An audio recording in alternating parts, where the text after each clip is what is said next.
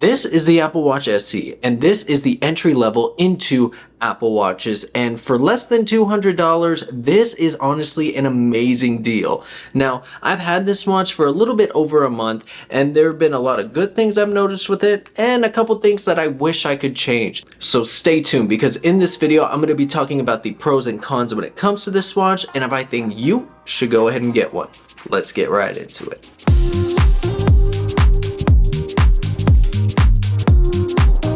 What's happening, YouTube? Cesar Rendon here, and welcome back to the channel. If you're new here and you love tech, please go ahead and hit that subscribe button. Anyways, let's get right into the video. So like I said, this right here is the iWatch SE 2nd generation. Now, the first thing I want to talk about in this video has to be the price of this watch, and that is one of the biggest pros, because right now, at the time of me filming this, you can get this anywhere from $200 or below, which is by far crazy for a brand new entry-level Apple Watch. I think that is phenomenal. Moving on from the actual price, I do want to talk about the look and the style of this watch. The one I have right here is going to be 40 millimeters. It also comes in a 44 millimeter. This one is going to be the smaller version, but I do have a medium-sized wrist, and on my wrist, it doesn't look too tiny. I think it's a really good size, especially if you want to get a different chain for it or something like that. But while working out or going for a run, it really isn't too bulky, which I really like. When it comes to the bezels and the face of this watch, the bezels aren't too crazy. Yes, they're a little thick compared to the higher tier models, but it still looks really good. On top of that, I will say the metal on this is aluminum, which makes it really lightweight. And this is where we go into the first con, because since it is aluminum, yes, it is lightweight, but unfortunately, it's not going to be as durable as stainless steel. And as you can see on the corner, like I said, I've had this for like a month so far. I accidentally dropped it on the sidewalk, and you can see that there is already a chip on the corner right there. And I feel like if this was stainless steel, it wouldn't have chipped as bad, or maybe not at all, but that is a pretty hard chip just from one drop on the sidewalk, and it was literally by my hip. But then again, if you do want to protect it, get a case or a screen protector if you want to make sure that this stays in pristine condition. Now, moving on to the cutouts and the features that this watch has, if you look on the right hand side, you do see the speakers right there. So it's going to be two slits. The speakers aren't extremely loud, but they do get the job done. And honestly, when it comes to talking on the phone on this, I haven't done it too much, mainly because I usually have my Beats in and I just talk through there, but the speakers are pretty decent. Moving on the other side, you do have the crown, which is really nice. I love the detail on there. And then you have the microphone along with the button right here on the side.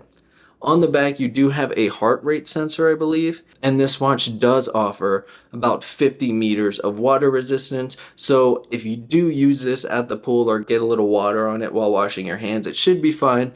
But personally, I wouldn't go out diving with this. It just doesn't seem like a good idea. Now, when it comes to the faces and styles of this watch, Apple offers so many integrated faces that look really nice. Here's some of my personal favorites. You have the Mickey Mouse one, which by far is really cool. It just takes me back to like retro Timex way back in the day. On top of that, you have a really nice chronograph, and looking at the chronograph, you see that it has all your statistics, whether it's your steps, or you can change it to whatever you would like to. And Apple does a great job on offering very modern and slick watch faces for this watch, whether you want to add like a metal band on it and dress it up, or just use this strap and make it really sporty and still track whatever steps or whatever you need to. This watch offers a lot of versatility, and it's an Apple Watch. If you want to dress it up, you can. If you want to dress it down, you can. But the way it's integrated with all the faces, it just makes it look really nice. You have a face for whatever occasion that you're going to and whatever occasion you need.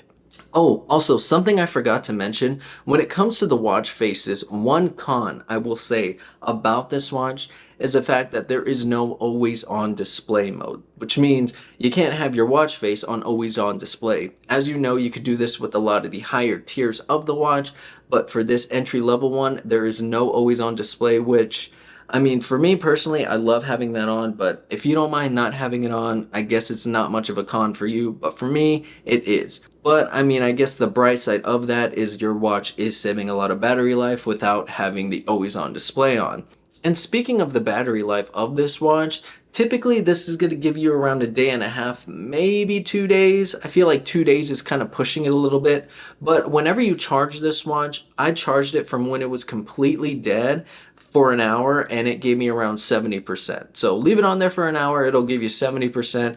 In total, I think it takes around like an hour and a half to charge, which is actually pretty fast. But for an entry-level Apple Watch that's less than $200, I think that is really, really good. Like I said, it integrates with your phone extremely well, but something else that it does that I'm going to give it a pro is the activity tracking. Obviously, like I said earlier, there is a heart rate sensor in the back, so you could check your beats per minute, but something I love is the sleep detection. So if you wear this whenever you go to sleep, you can check how long you sleep for and the quality of your sleep. And if you're not getting enough sleep and you see that consistently happening, you can, plan out your day to where you sleep just a little bit better. And besides the sleep tracking, my favorite thing to use the Apple Watch for has to be running and exercising. Now, whenever I go to the gym, you can actually go to the health app and pick whichever workout you want to do, click that workout, and it'll measure that whole entire workout for you. On top of that, if you go for a run, like right now I am training for a race, it'll show the distance you went, and it'll also show you the duration, like how long it took to actually run that. And it is very, very helpful, especially with the watch being extremely lightweight, like I said earlier, and a little smaller. It doesn't get in the way and it doesn't feel too heavy whenever you are doing those workouts. So that is a big, big pro, and something I actually really, really love about the Apple Watch. So anyways, when it comes to this watch, for everything that it does and it being under $200, I still think this is one of the best budget Apple Watches that you can get in 2024. The amount of things that this watch can do and just how smoothly it integrates with your phone is by far amazing. And if you're thinking about getting this watch, I definitely think you should.